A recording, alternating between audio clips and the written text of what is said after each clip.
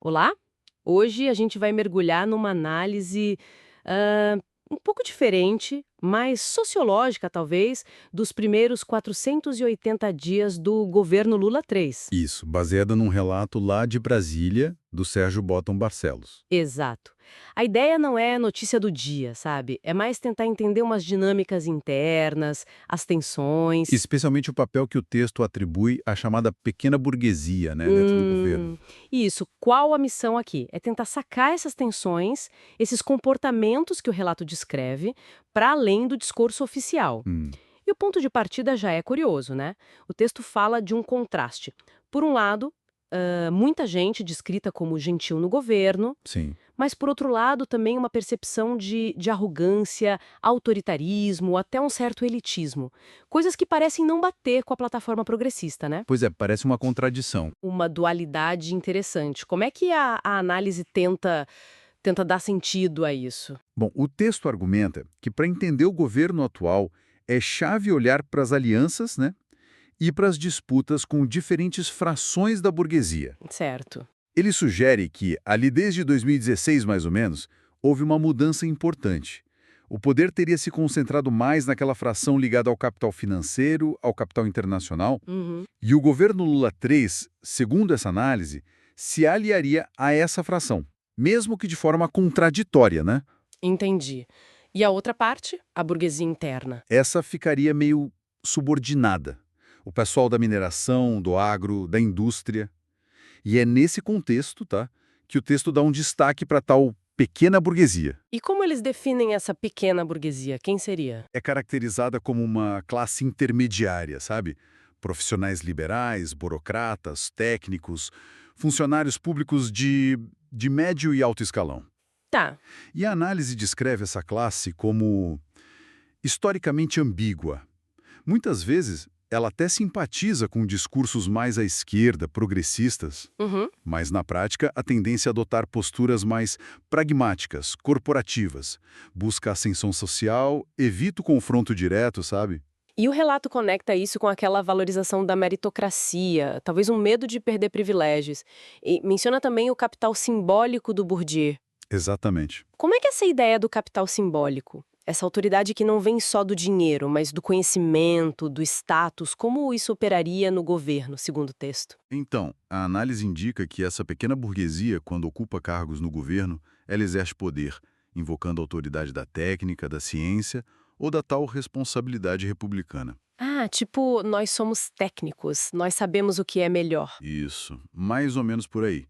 Só que isso, segundo o texto, poderia acabar mascarando as próprias escolhas políticas deles, os interesses de classe. Entendi. Formaria uma espécie de tecnoburocracia, que mesmo se dizendo de esquerda, age com uma lógica muito focada em ocupar cargos, manter o status, talvez mais do que em promover transformações realmente estruturais. E isso se conecta com outras discussões sobre gestão pública hoje em dia, né? Aquela ideia de um governo empresarial. Exatamente. O texto faz essa ponte, cita Dardot e Laval, a ideia de que o Estado começa a agir mais como um parceiro do mercado, sabe? Incorporando lógicas de gestão, de competição, na própria administração pública. Certo. E isso moldaria o jeito dessa tecnoburocracia operar. E tem um ponto que me chamou a atenção no relato, a questão da origem social, das redes de contato. Ah, sim, esse é um ponto O importante. texto sugere que, para chegar em cargos altos, nem sempre é só a competência técnica que conta, né? Mas também as indicações, o capital social, pertencer a certos círculos. Exato. E descreve até um hábitos pequeno burguês, aquele jeito de ser, de agir, mesmo em quadros históricos do PT que ascenderam social e politicamente. Precisamente. E o texto vai mais fundo, citando Gessé Souza, Uhum. para argumentar que essa elite técnica e política, mesmo se vendo como progressista, pode acabar na prática despolitizando a dominação. O que isso quer dizer exatamente? Despolitizar a dominação. É tratar problemas como a desigualdade, por exemplo, mas como se fossem problemas técnicos, sabe? Ou de má gestão. Ah, em vez de olhar para as causas estruturais. Isso. Em vez de encarar como resultado de relações de poder de exploração que são estruturais na sociedade. Entendi. Então, a implicação disso, pela análise que estamos vendo, seria uma limitação Uma limitação na capacidade, ou talvez na vontade desse governo, com essa configuração, de romper de verdade com certas estruturas de poder mais antigas, aquelas que o Florestan Fernandes criticava. Essa é a questão central que o texto levanta. A análise sugere que a dominação simbólica, lá nos termos do Bourdieu, age aí. Como assim? Ela naturaliza as hierarquias, faz certos privilégios parecerem só mérito, né? Esconde as bases reais desse poder. E isso colocaria em xeque, segundo a crítica do texto, a capacidade de realmente mitigar a exploração ou de promover mudanças mais radicais. Ok.